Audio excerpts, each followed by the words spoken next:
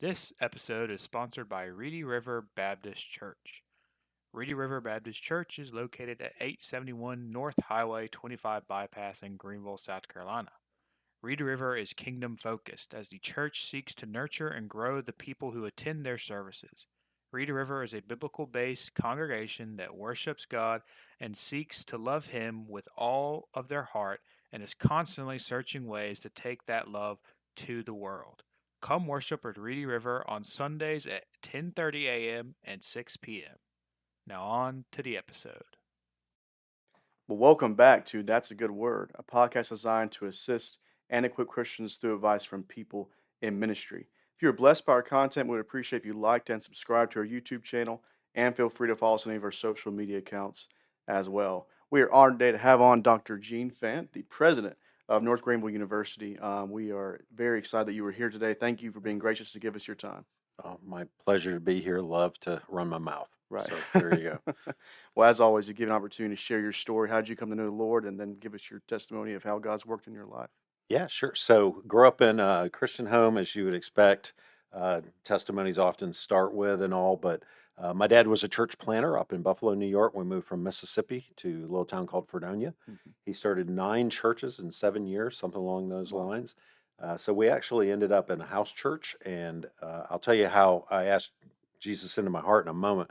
But when I made my public profession of faith, I came off the stairs down the living room, and we ended up later with a baptistry in the garage, believe it or not. Wow. When I got baptized, we went actually to Orchard Park, New York. There was a church there that had a baptistry, but actually, I believe it was churches in South Carolina that chipped in to buy our church plant baptistry. And so later, we ended up with a baptistry in the garage. And it was a lot of fun. You'd raise the garage door. People would like come out of the living room sanctuary that we had, and then Dad would baptize people. It was in that house church that I had the experience of asking Christ into my heart and to be Lord of my life. I was very young, but had dropped some language, and Dad had heard me speaking the way that I was speaking, which I knew was against our family rules and all that. And so Dad confronted me over it. Mhm. And then we went upstairs in that same house in the parsonage that was serving as the house church temporarily. We went upstairs, and Dad took me into the bathroom. And the way that it worked was you would get your mouth washed out with soap. And so the way that Dad had us do it is he would pull a bar of soap out. We'd soap up our toothbrush, Right. and then we'd have to brush our teeth with it, and that would wash the filth out of our mouths, so to speak. But on this particular time, because it had happened before, on this particular time, Dad grabbed his toothbrush Mhm. and soaped his toothbrush. And he started to brush his teeth, and he said, "I want you to understand this is what Christ did for you. I'm taking the Mm. punishment for your sin, Mm. for what you have done, in the same way that Christ took that punishment for you." And he said, I want for you to think about what that means. Sent me back to my room, and then he came back in, and I was very moved. Even though I was very young, I still remember it just very, very clearly. He waited a couple of years. He didn't really push me to get baptized then because he wanted to make sure that I wasn't just responding to the moment. But they saw fruit, I Right. think, even at a very young age like that. And so, Good Friday service, my brother and I both actually went forward for baptism at the same service. Wow. And then about a month later, maybe they took us up to that church. We got baptized, and that's been amazing. I come from a family of pastors. We've actually had Fant Baptist preachers in South Carolina for 200 years. Ephraim Wow. Fant was the first that we're aware of. He's buried up in, I believe, Union County. I've been to his grave since I moved to South Carolina. But my granddad was a Baptist preacher. My uncle was a Baptist preacher. My dad was a Baptist preacher. I have a cousin who pastors in Mississippi. Actually, it's a cousin's son, so that's the fourth generation. And then my son is also helps with a church down in Florida. Right. Some of your listeners may be aware of Jimmy Scroggins, who's big in the church planting area. My son was an intern with Jimmy for several years, and now helps out at First Baptist Hypoluxo doing worship leadership, does some preaching. Right. My daughter, Emily, they're twins. She's very involved at Biltmore Baptist here in Asheville, just up the road, and just been really blessed to have those opportunities to grow up in a ministry context where we did church planning and local based church work. And, that kind of got me into the path that would lead me to seminary, but my path also had a lot of twists and turns Right. along the way. Right. So when you go into it, I mean, did you have university president in mind? I mean, We were trying to keep me out of jail for most of my life. I think it was the joke that I usually make. It wasn't that bad, but I always knew I wanted to be a college professor, right. and we really the best that we can tell. We even have a little book when I was in second or third grade, what I want to be when I grow up, and I said in it, I want to be a college professor and teach paleontology. I'm going to go to the University of Mississippi and get a PhD. I had little pictures of dinosaurs in it and everything. My memory is it has an orange cover. I think my mom has it. Hi, Mom, if you're watching, because she probably is. Um, and the best we can tell is my best friend's dad was a college professor. He was a math Okay. professor at the local college, and I knew that he had summers off, and that sounded really good to me. And so, all the way through junior high, high school, I assumed I was going to be a college professor. Even my high school newspaper, they did an interview with me about my plans to become a college professor, which is really embarrassing now to go back and read. I have a wonderful puka shell necklace and fabulous hair Right. at that time. So I went to James Madison University in Virginia. Thought I was going to do anthropology, archaeology, paleontology, something along those lines, and had a wonderful academic experience there. In my personal life, I was very involved with what they would call now the Baptist Collegiate Ministries. I was on the traveling praise team, kind of like Joyful Sound at Right. North Greenville. Went all over to churches, singing, playing guitar with the group, and things like that. Was very involved, but was being taught from a very secular point of view. Was being prepared, I thought, for graduate school along those lines and all. But senior year, really, God, I felt like was beginning to move in my heart and change my direction a little bit. And so it wasn't that I was reacting against the secular nature of what was going on in my preparation. I was pretty well grounded in terms of biblical worldview and things like that. But God really was. I felt like the Spirit was really intervening in my Hmm. heart and making me rethink some things. Really wrestled with a call to missions. When my wife and we'd been married maybe 2 or 3 years, we really wrestled with a call to missions. And coming out of that wrestling, began to feel like God was going to send us to colleges that were houses for missions. Right. And so, even this week at North Greenville, one of the first things we do of the year is the Global Impact Conference, where we have missions and sending agencies come in so students can hear God's heart for the nations. And so even this week is such a heart reminder for me of all the way back then when Lisa and I were praying through a call to missions, and we felt like God was going to lead us to places that would be sending universities Mm. to be at North Greenville, which is very much that. Right. And even this week to be listening to our speaker and hearing students sing in so many different languages and to watch the parade of flags that we do. Right. It's really amazing to watch how God unfolded that in my heart all the way back in about 1983, so 40 years ago now. And to see how God guided my paths Mm. and brought me and Lisa together as husband and wife, even, and combined, merged our callings toward that. It's a pretty amazing thing. So yeah, professor, yeah, president, that was no, no, no, no, no. That was very much later on, and I can talk about that if you want. But that was very much not on the radar. I Right. knew I'd be an academic, but what that looked like, I had no idea the paths, the twists and turns that God was going to put us into. Right. One thing that I many pastors or professors have told me, especially that have been in the ministry for a long time or have been Christians for a long time, is they all say one of the best things you can do as as a Christian is look back. Yeah. Especially Oh, when you've yeah. been going through those years, you can see how God has worked, and even times where you're wondering, is God working in this moment right now where I'm struggling? You can look back and say, hey, Yeah. God was working in all those situations. And I imagine as you became the president of North Greenville, you saw God working there as well. I mean, what kind of drew you to North Greenville? Yeah, so there's an old joke about if you want to make God laugh, tell him your plans, right? Right. And I think in my younger years, I would often talk about God having a sense of humor.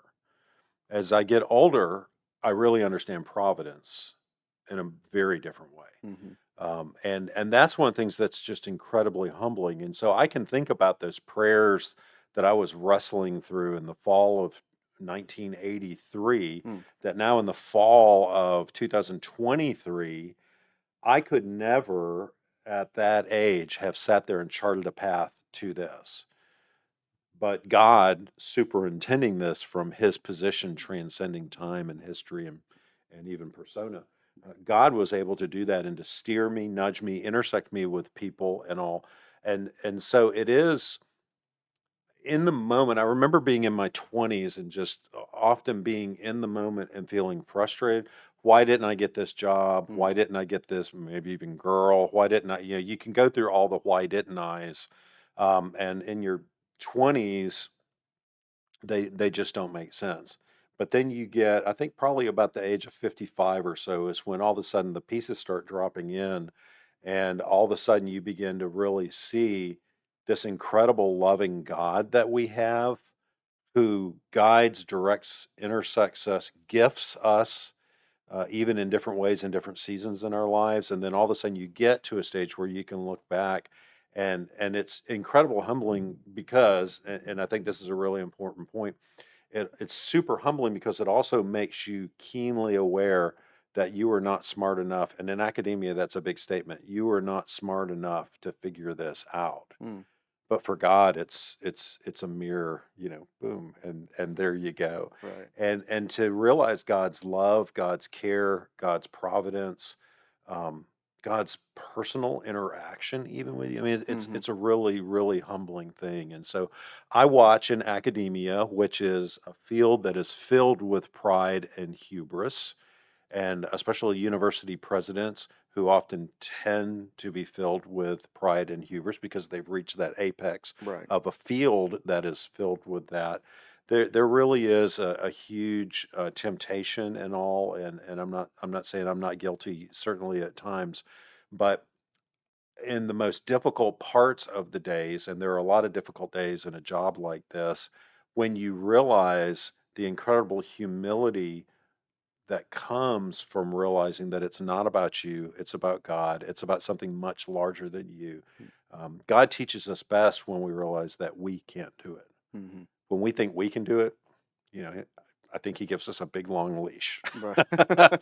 and then we get to certain stages where we're like, I can't do this, and those are the times when you realize, but God can, Mm. and to see that manifest itself now over the really 4 decades of my career and my personal life and all. I mean, it's really humbling and really amazing, and you're reminded just how much God loves us and how much God loves His mission for the world. That's right. Right. So there you go. Right. Right. Well, as a student in North Greenville, I can attest to the fact that Christ does, in fact, make the difference at the Hmm. university. Um, and really, right now, is acting as a light in the darkness. We live in a culture that seems to be caving in around Hmm. us. And even in higher education, it seems that there's a lot of secular higher education out there. And North Greenville stands as really a light on the hill. Hmm. Um, when you think about the importance of Christian higher education, how vital is North Greenville to the community and to the kingdom? Yeah. Well, in institutions like North Greenville, because there are a fair number of not as many as there used to be, but there are a fair number of faithful institutions. The difference really starts with we already believe in the truth, Hmm. and so you talk about this in higher ed. We talk all about the quest for truth. It's where what is, so you go to Harvard and Veritas is written all over everything, Latin for truth.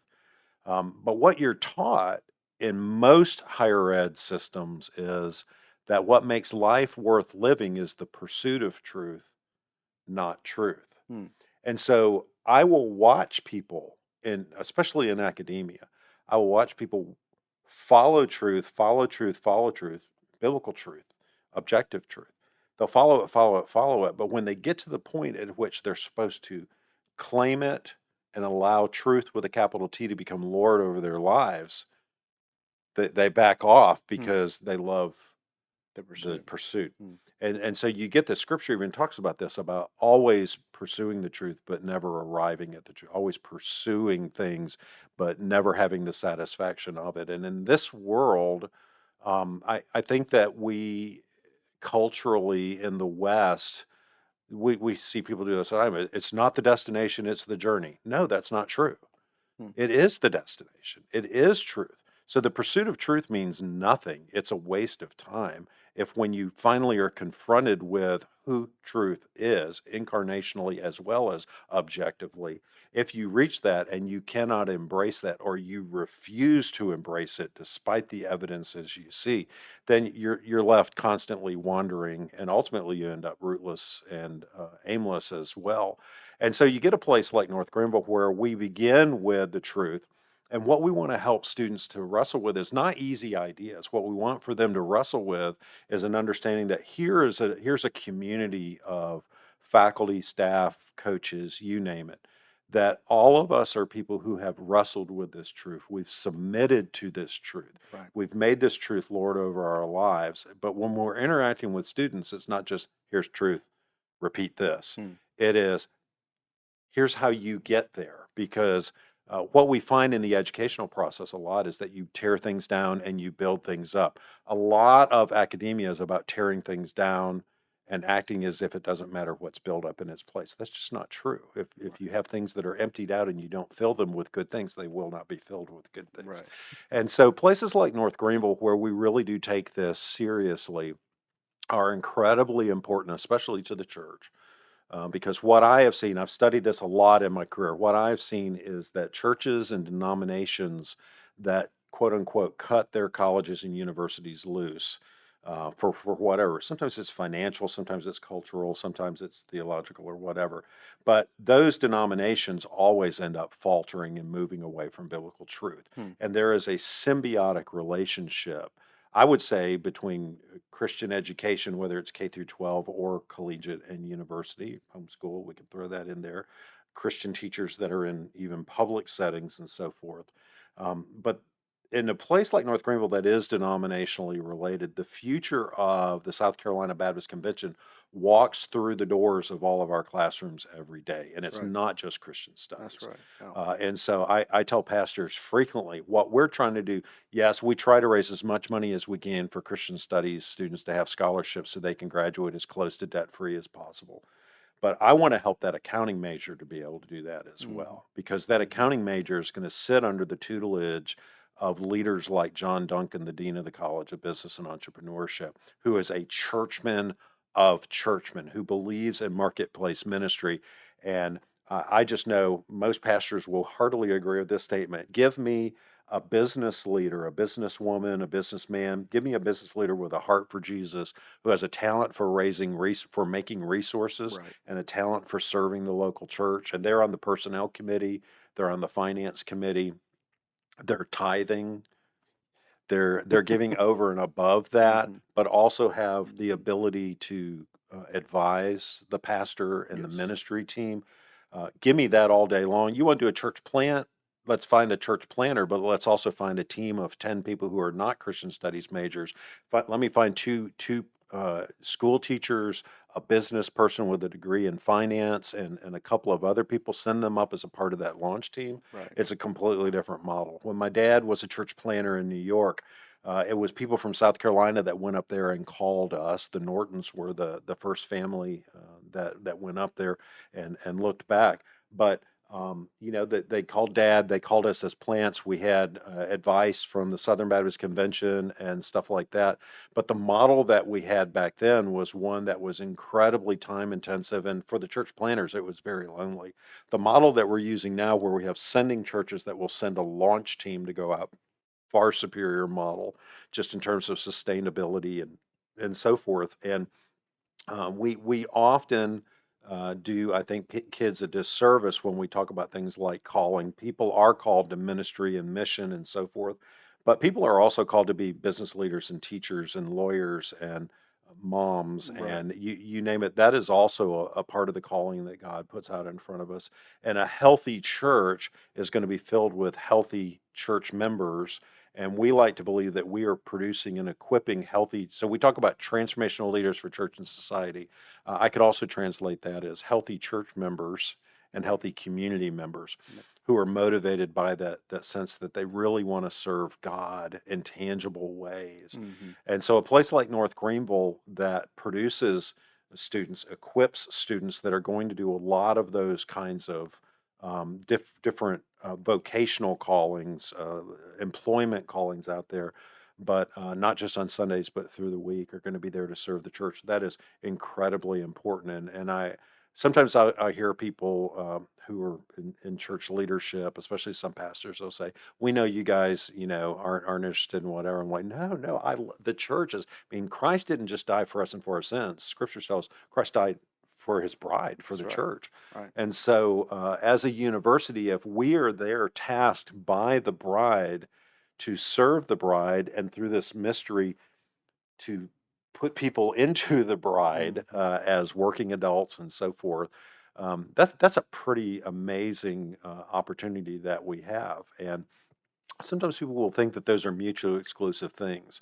biblical orthodoxy, academic excellence, and so forth. And the reality is that they are not. That's a false construct that's been promulgated by people that are hostile to Christianity now for 150 or 200 years. And, the reality is, I have seen this time and time again, that as institutions have been serious about academics, they also will find themselves becoming more respectable as institutions, even in terms of people that don't really necessarily understand the walk that's there. And when I say being really serious about academics, I'm talking about academics top to bottom, not just in Christian studies. That's right. Because what happens with a lot of places is they'll put that emphasis on Christian studies. We call it a two-sphere education. You emphasize Christian studies, maybe chapel, maybe some campus ministry, stuff like that. But then you have this entire subset of the university that's not connected with that. If you have everything all merged and melted together, then what that means is that you are exalting Christ as Lord over heart, mind, soul, strength. We're living out the scriptures in that way. And then you find that really developing, I'll even call it a form of intellectual coherence that you just don't find at other places. When we hire faculty members who've been teaching in secular settings, the number one comment that I get from them after a year is, I can finally be the Christian that I've always wanted to be. I can talk about the things I'm not looking over my shoulder. I'm not whatever. And to know that in their offices, when a student is struggling, whether it's a personal thing or a spiritual thing, for a faculty member or a staff member or a coach on the sidelines to know that when those kinds of questions are coming up, that they have the freedom to be able to testify, to use an old term, to that student what's going on. That's incredible. I'll even throw this in. We have a large athletic program at North Greenville. So we have, I think this year, about 560 student athletes. And I interview all of our coaches, all of our assistant coaches, you name it. And it's one of the things I tell, especially the assistant coaches, who tend to be about 25, maybe 26. They're like older brother, older sister status.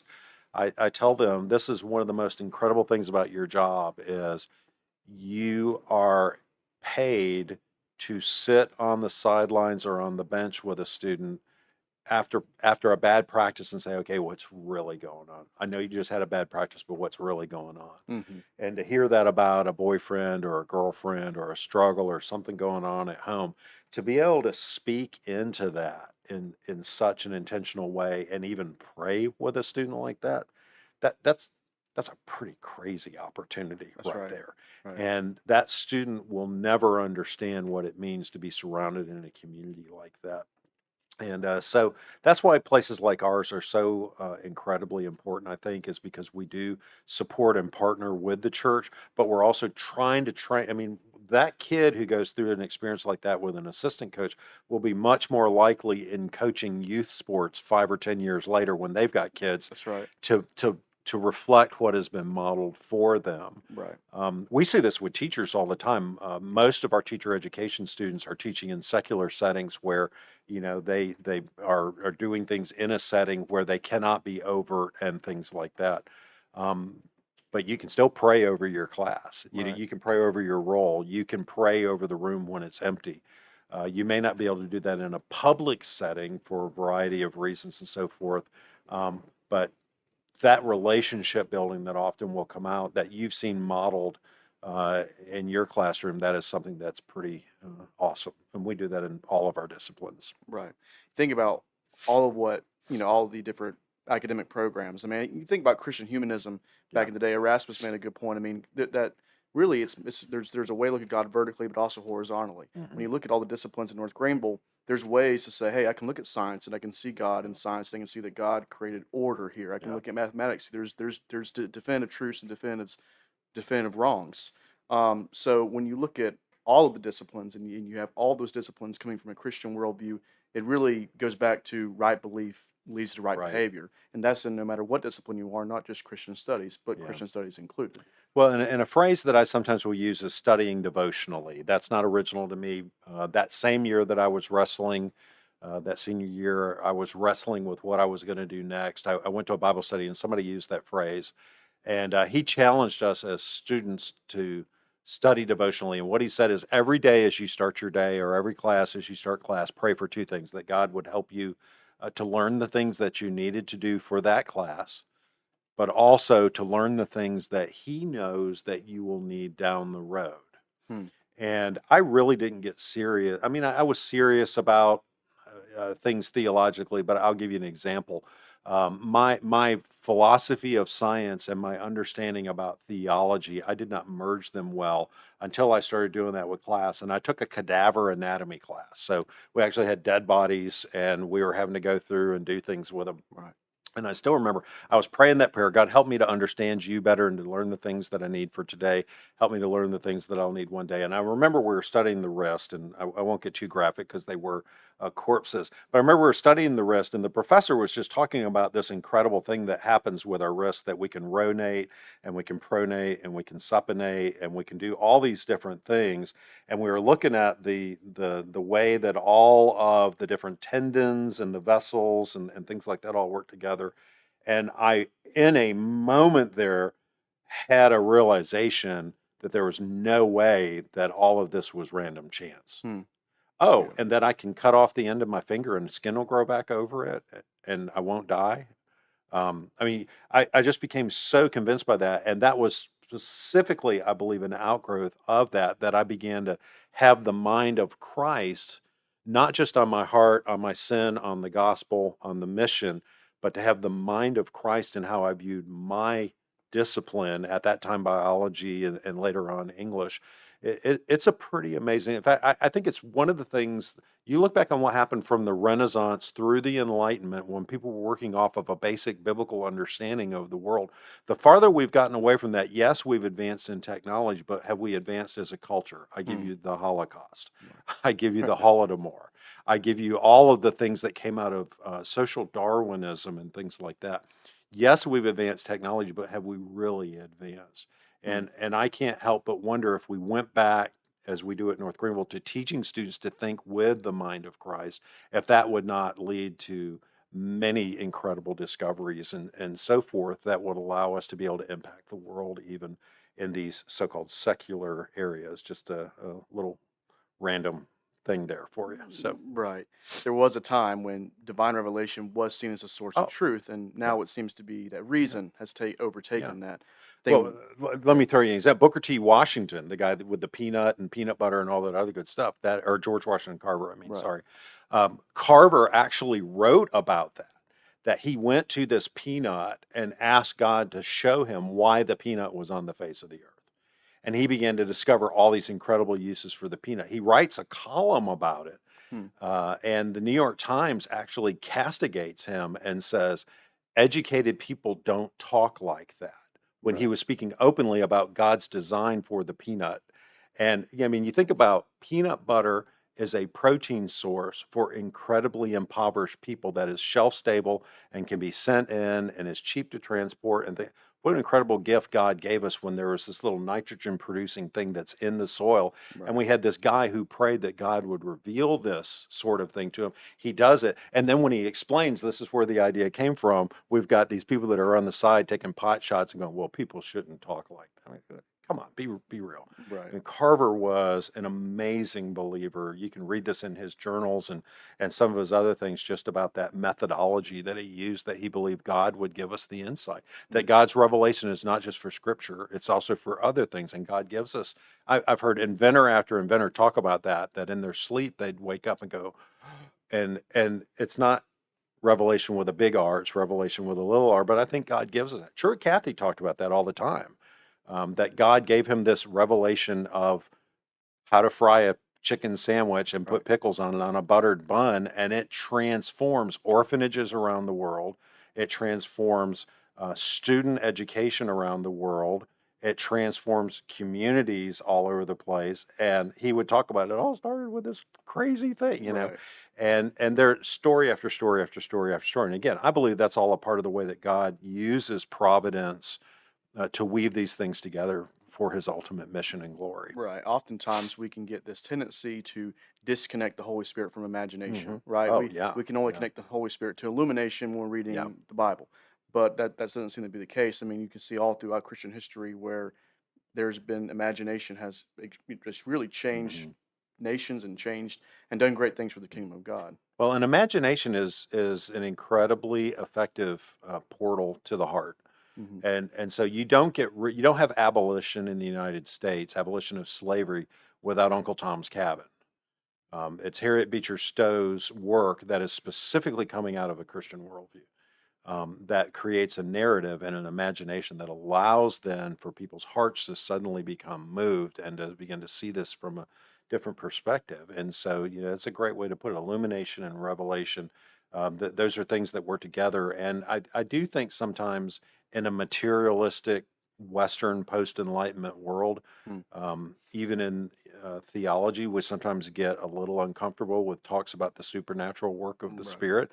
But that sort of is a biblical concept, and the Holy Spirit is a He, not an it, Hmm. and that means something as well. That it's something. That the concept of the Spirit is something that I think we want to put in a box. And if there's any person of the Trinity that does not go in a box, it is the Spirit, Right. that is so transcendent and so forth. But anyways, Right. I mean, ultimately, the most important thing is that yes, in North Greenville, there people are believing the right things, and you start with the truth. And it's not all based on this pursuit of truth and reason. I believe it was might have been Martin Luther King that said the most dangerous man is the man with reason and no and no morals. morals. Um, how important also is just having that moral framework, but not just staying there, having that, and then giving the mission to each student to go out and actually use that in the real world, whatever their vocation is. Yeah, and there's actually some intellectual history that goes with that. And so in the 1980s, 1990s, we start to have the rise of a form of Reformed theology that helped us in great ways to rediscover the life of the Christian mind. Hmm. And so you have a lot of thinkers that are coming out of that. But I saw firsthand, because I was coinciding my education and my intellectual development with that. I saw coincident with that sometimes a diminishing of the importance of pietism and personal formation and Yep. moral formation, Yeah. to where it was almost like, well, if you believe the right things, then you're good to go. And there are other people who will say if you do the right things, you're good to go. But the scripture is very clear. These are both things that come together. We are not merely thinkers. We are not merely doers. We must have the formation of the whole man and the whole woman. And so as we are developing our minds, we must be likewise developing our hearts, developing our hands in service, and so forth. And it's moral formation. If you're going to believe in truth, incarnate in truth, objective, that means there are also moral truths that come out of that, and that must be passed down from generation to generation. I often will say this, especially to prospective students. I'm not the first person to say this, but that they've been taught a lie, which is they can be anything they want to be when they grow up. And that's a Mm. lie. That is not scriptural. In fact, it's the opposite of scriptural. And related to that is you can do anything you want to do as long as you're being authentic to yourself, true to yourself. That is not true. I mean, the whole thing that we're supposed to be is not who we want to be. It's to discover, and that's what we talk about. How do we help students discover who God has created them to be, discern the gifts and calling that they've given them, and then figure out where it is they're going to live that out. It's the same thing with moral formation. That yes, we can talk about why things are the way that they are, and why we should do things. We don't do things in order to be saved. We do things as an outgrowth of God's sanctification within us and so forth. And so that intellectual formation and that sanctification both work together. Right. And by the way, the danger of intellectual formation without sanctification is arrogance, which we've already talked about, Mhm. and so forth. And you start to think, well, I'm smarter than that. And the next question after first you'll say, well, I'm smarter than that. The next thing that comes after that is, well, did God really say? Hmm. And so once you start thinking you're smarter and smarter and smarter and smarter, then you'll begin to look at life, and that's the question that comes in. And as we may remember, that was a question that came into human history really, really early. And the results of asking, did God really say, really brought a lot of pain and ruin and Mhm. literal damnation. And so being in a context where we can ask questions, we can wrestle with things, all that, but in the context of moral formation is really important. I'll add one more thing before I let you get to your next question, and that is I've heard many pastors say this, that when students in college come to them with theological questions, the pastor will not answer that question until the pastor has asked this question. When did you start sleeping with your boyfriend or girlfriend? When did you start going to parties? And talk to me about that first. Because what often will happen is students will do moral compromise and Mm. then they'll do theological compromise. It's not the reverse. What I see on college campuses is that many campuses are designed to create moral compromise, knowing, and they may not realize that's why they're doing it, but knowing that that theological compromise will come along behind it. And so that's why at North Greenville we combine student life, Right. residence life, campus ministries, so that we have all those things working together to try to partner with students for their moral formation as well as their theological formation, so that then as they're adding their intellectual formation along with that, that it's all seamless and it's working together. Because I see at many colleges, student life tries to undermine faculty, Mm. residence life tries to undermine campus ministries, and it's a very easy way for students to fall into a thing where they don't even know where to turn. But that's why we start the year with a revival, the Ignite Conference. We want all students to hear the gospel. 2 weeks later, we do the Global Impact Conference for missions. So we want for all of them to understand God's heart for the nations. In the spring, we do another emphasis, which is biblical worldview, and we have speakers come in and talk about that kind of moral formation. Chapel for us is our largest classroom. And Yes. and Yeah. and so sometimes people will say chapel's a church, and that's the first thing I tell students at the very first chapel at convocation. This is not church. I'm not your pastor. You need to find a church on Sundays to plug into and to serve. If you think this is serving that function, you're mistaken. This is a classroom, and we're going to bring different speakers in who can speak different things to you. But we want for you to understand, even though we have praise and worship, and sometimes we'll have pastors who'll come in and so forth, this is really a classroom. That's the largest class we teach as a university, and we try to do it through a lens of spiritual formation. Right. Um, One of the books that you wrote was Liberal Arts, a Hmm. student's Yeah. guide. Very important.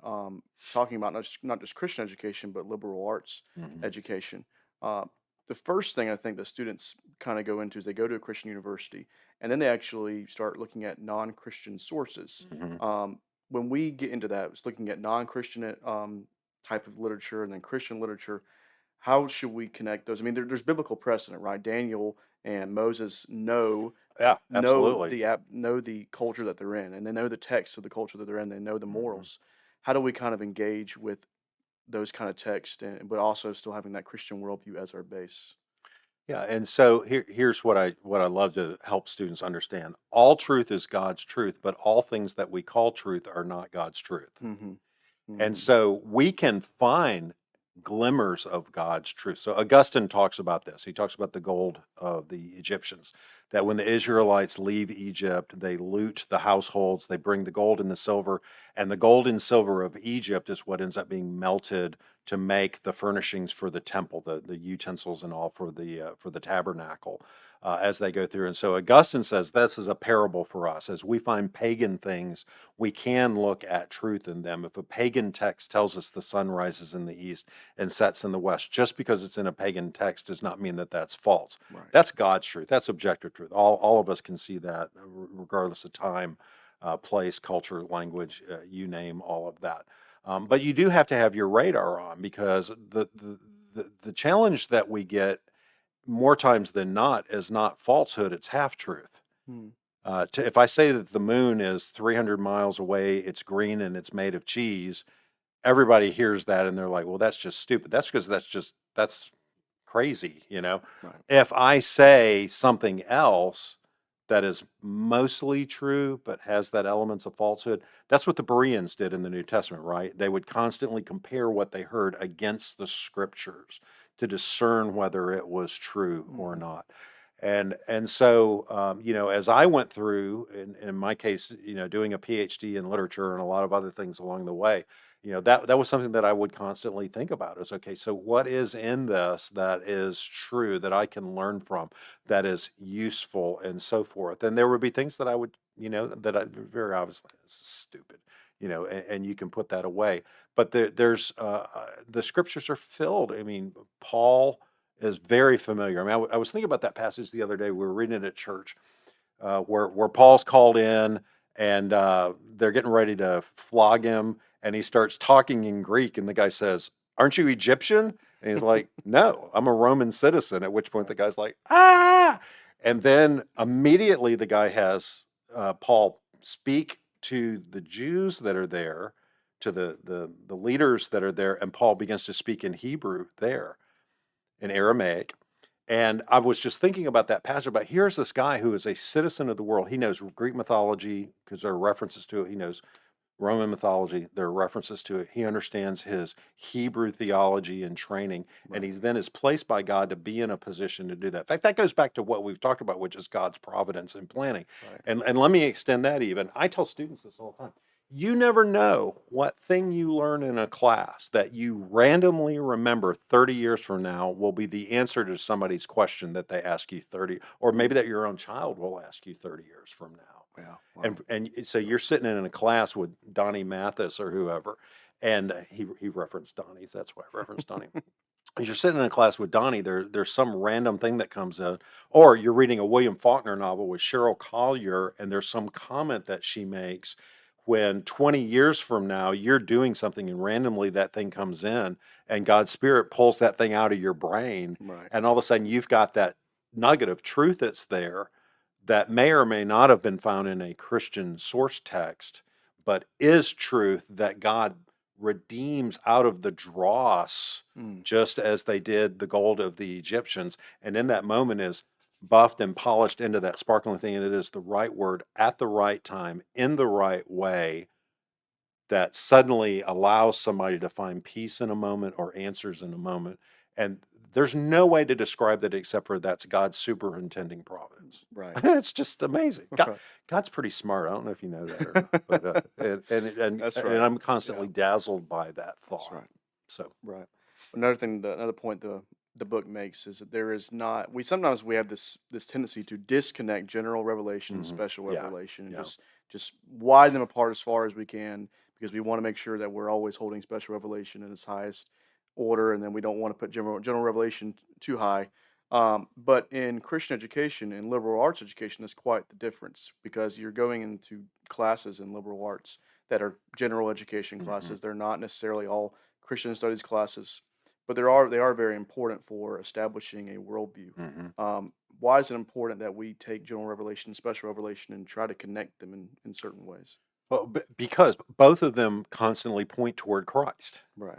And that's the thing that I think sometimes when we pull those things apart, it's a little bit like the Old Testament and the New Testament. A lot of times we want to act like the Old Testament's this thing that's over here, when the reality is that Christian revelation understands God's revelation of himself to not just be from Christ forward, but that it's pre-Christ as well, all the way back to the opening of Genesis, right? I mean, we have the proto-evangelion where we've got an image of what we then later understand to be Christ. We've got all these theophanies where all of a sudden there's this supernatural figure that's there, and they don't even know exactly what to call. But now, in hindsight, with that, we begin to see that, and so I would say we do that even with all of the other subject matter. I think in my book, God as Author, I talk about the gospel of homeostasis. So I drink water. I drink as much water as I can. I'm not thirsty.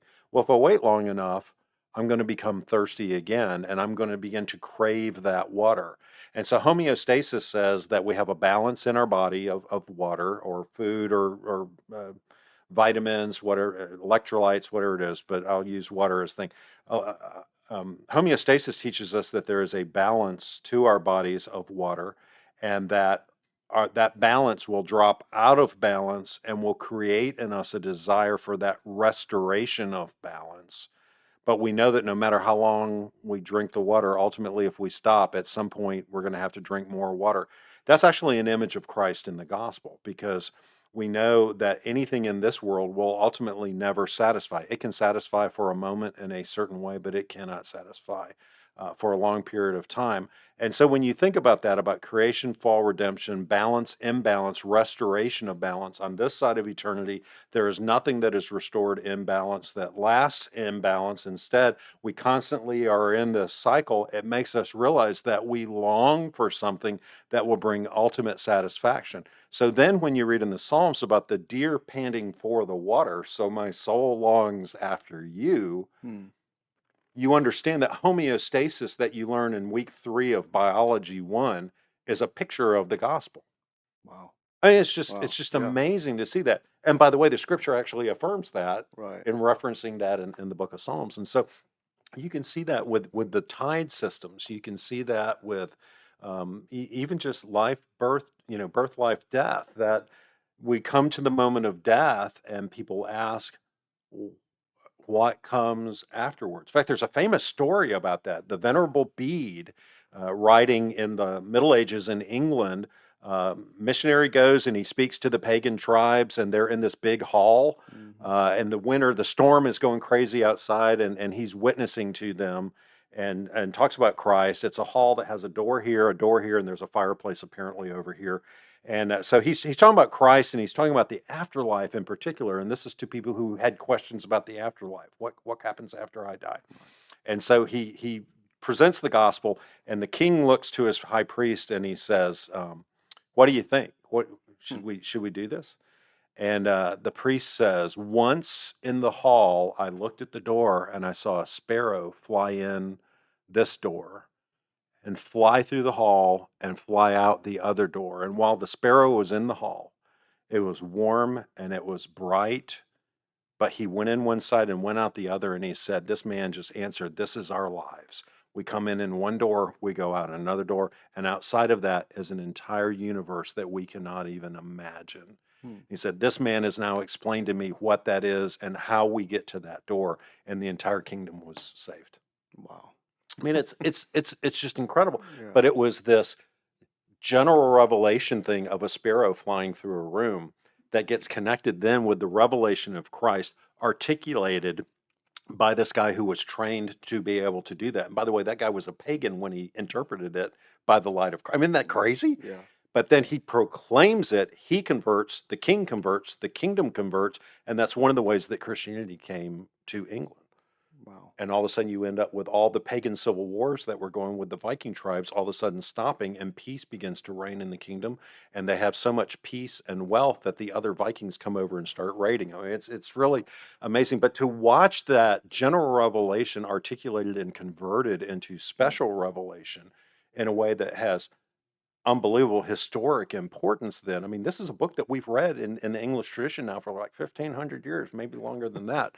And the Venerable Bede, B-E-D-E, it's in the ecclesiastical history of England, of the English people. I mean, it's just amazing. God, and the life of them, that's why we talk about the mind of Christ being what the mind of Christ is because it is a lens that allows us to see the world aright.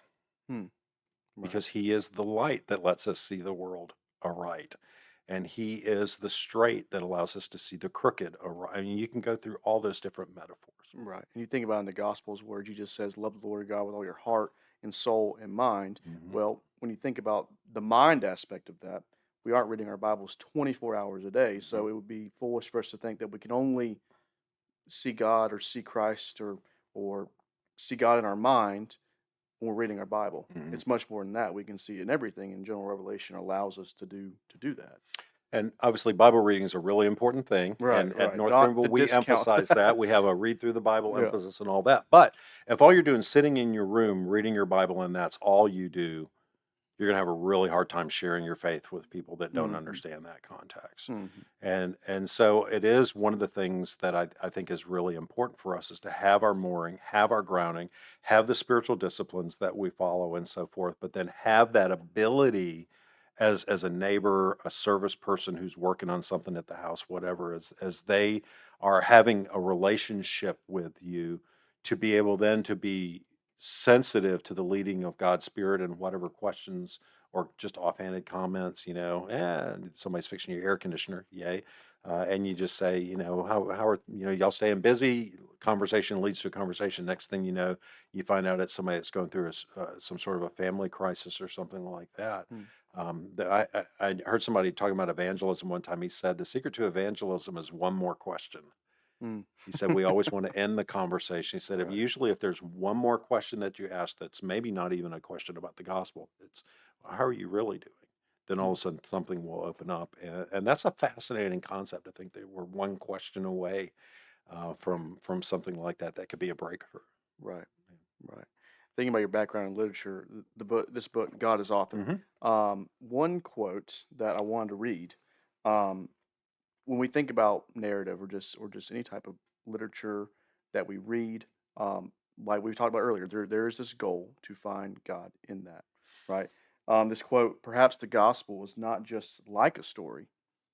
Perhaps story narrative in general is Mhm. like the gospel. Can you kind of hash out what you mean by that statement? Yeah, so literary scholars for a long time have found patterns in stories. And one of the patterns that, and the book goes into this in a lot of detail. One of the patterns that's frequently talked about is called Freytag's triangle, which is rising action, climax, falling action. That most stories, you start the story, you tell the story, there's conflict, there's excitement, there's whatever, then you reach a certain point, and you're like, there's the money part of the story. This is why I've been listening to the story. Right. And then after that, there's a falling action where there's some sort of resolution or something like that. The proposition that I make in the book is that that's actually invert, that it's not a triangle like that, it's actually a triangle like that, that we have creation, fall, redemption. Hmm. And so it's in the fall that we find the conflict that brings interest to a story. It's things falling apart, it's whatever. But even in that conflict that leads to the conflict to the climax in the story, what that is doing is preparing us to long for something happening. And so if you have somebody that's telling their life story, and this happened with me and my parents, this happened with me and my wife, this happened with me and my children, it's getting worse and worse and Right. worse and worse. There comes a certain point where you're like, if something good doesn't happen, I don't know what I'm going to do. Right. And that's the gospel. So we have in us, built into us, I think, and built into the way our brains process story and relationships and all. I think we have built into that something that causes us to long for something to come and resolve. I think about Job, even in the Old Testament. I know he's in the middle of all this conflict and Right. everything's falling apart. And the only thing he can cling to is, I know my Redeemer lives, and one day I will see him as face to face. Hmm. And we have that in all of our stories. And so I can go to a pagan story, Gilgamesh epic. We can watch all the conflict that's going, all the conflicts going. It's even got a flood story in it. It's got all these other things that are in it. But what the story constantly wants to bring us back to is this longing of, what does it mean to have a brother who will lay down his life for me? I mean, that's in the story. Right. And that is something that as a Christian I read and I'm like, oh, let me tell you about a brother that and so you have those kinds of things that are there. And so when we give our testimony, when we testify about the gospel, but in particular when we tell our own stories, Those are things that can connect to people. And the reality is now we live in a culture that is post-literate. People don't want to read explicative text, analytical text Right. on a page. They want to hear your story. Hmm. And that's an unbelievable gift that our culture is giving us now, is people want to hear your story. Now, they may not claim it as the truth, but you've been able to get that story in there. And I always remind people it's not our story anyways that converts the sinner. It's the Spirit working to lead to the gospel that does that. And so, by the way, there's a lot of liberty in that as well, Right. because it's not about us. It's Right. about the Spirit working. Some sow, some water, some harvest, right? It's not about us. Our job is to be faithful sowers. Our job is to be faithful waterers. Our job is to be faithful harvesters as God sees fit. But the harvest is not on us. It's on the Spirit and on our faithfulness to the work of the Spirit. And so you see the same thing, I think, in story and narrative. And so I see, it's the old story about to a man with a hammer, everything looks like a nail. To a man with a gospel, everything looks like a salvation story. And I think you absolutely have the ability to see that, especially in the great panorama of global literature that we have that spans millennia now. We can see glimmers of these things because ultimately all of us are humans. We share the same DNA, at least structures, Right. and I think that that is a part of the way that God has designed us, so that even in cultures that don't have the gospel, there are glimmers of the gospel that one day will be fulfilled in the way that people understand it, as empowered ultimately by the Spirit in His timing, in Right. His way. Thinking about all this, I mean, ultimately, as a student, as someone that's at an institution like North Greenville, the goal is really you go to all these classes. You come home, or you go to your roommate, or you come home and see your parents, and you say, "Hey, I went to science class today. I went to English. I went to my Christian studies class. I went to my math class. I learned all these things, but ultimately, I saw Christ in every Yeah, class. yeah. That's ultimately what happened. Is that really the goal of all this? And then beyond that, applying that to our lives. I think my favorite quote from the book was, "Thought without application is a waste of understanding." Yeah, yeah. Um, Ultimately, all of this is we see Christ in every aspect, in every class, in every aspect of our lives, in every aspect of our experience, in every aspect of everything we learn. And then the ultimate thing is the mission. Is that really what North Greenville and institutions like North Greenville are designed to do? Yeah, and it takes intentionality and it takes protection. Sometimes people ask me, "What's the most important job you have?" And my answer is, it's protecting the mission. Hmm. That guarding, we lose the mission one hire at a time. You lose your mission one financial decision at a time. And there's a lot of weight sometimes that comes in with that burden, but you also realize you are doing what God's work is. I was with new faculty 2 weeks ago, I think it was, and one of the new faculty members said, "As president, what do you want for us to know that we probably don't know?" And I said that there are people all over the place that are praying for you and do not know your name. Because I know when I'm in restaurants, I'll have people come and say, "I'm praying for campus," and they don't just mean, I'm praying for. I mean, I know of one gentleman who just passed away, and he had a notebook, and he worked. He couldn't go to church anymore. He couldn't leave the house anymore. He was what we used to call a shut-in, and I know for a fact that he was praying for faculty on that campus. Right. And I say he doesn't know any of y'all's names, but when you're in class in front of those students, you have somebody that's praying that Hmm. you will have an influence on those students. Wow. I mean, that's pretty amazing. And along with that, I'll just add this other little fun tidbit. I know that our technician over there is a cybersecurity major. And one of the things that I'll often hear is people say, "Yeah, there's some majors that that doesn't apply to." I'm like, "Are you kidding me? Cybersecurity? Are you kidding me?" The whole reason it exists is because we need the gospel. Hmm. Hackers? There are no hackers in heaven. Right. That means it's on this side. And so I encourage faculty members very frequently, please talk about the whys. Okay. So it's not just, is this right or is this wrong? Is this generally agreed upon, accepted principle? Is this not? The next question, there's your next question again. The next question is why? Is it right or is it wrong? Okay. Why is it right? Why is it wrong? Hmm. And if this is the solution, why is this solution instead of something else being the solution? And so we move from the practical to the philosophical to the theological. And the next thing we know, we've got something amazing going. I mean, I'll give you another real quick example. Math. Math doesn't have anything to do with theology. Oh, yeah? 2 plus 2 equals 5. Okay. If I put that down, it's wrong. Right. Why is it wrong? Right. Yeah. Okay. Well, it's not wrong because it's in the book in a certain way. It's wrong because it's wrong.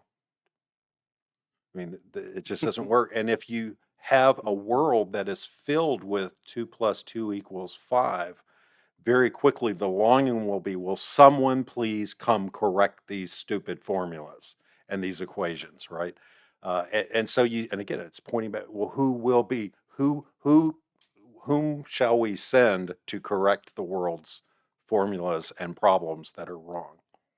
I mean, yeah, oh my God, that's math. Oh, and by the way, let's talk about infinity. Oh, let's talk about, you know, zero. It's astounding how much this stuff is out there and how we begin. I mean, I often will say in the academic world, we open a door thinking we're going into a hall, and we enter a room that is filled with more doors and more halls than we ever knew were That's there. right. That's And right. that's because the wisdom of Christ is ultimately more than we can ever anticipate or expect. And that ought to be what the intellectual life does, which the more you know, the more you realize you don't know.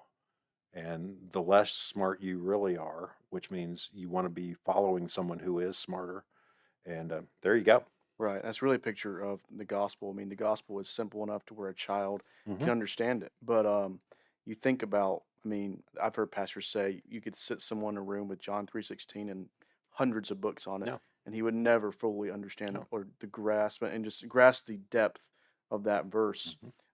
Even in the gospel, we never stop searching. And so in academia, we never stop searching, and we might see Christ in an area, and then 20, 30 years down the road, Yeah, we see him again. yeah. So that's really what that does. And so sometimes we can disconnect the mission from the truth, and that's kind of a danger we go Hmm. into. We know the truth, and then we disconnect. And the mission is part of that, and leads to that.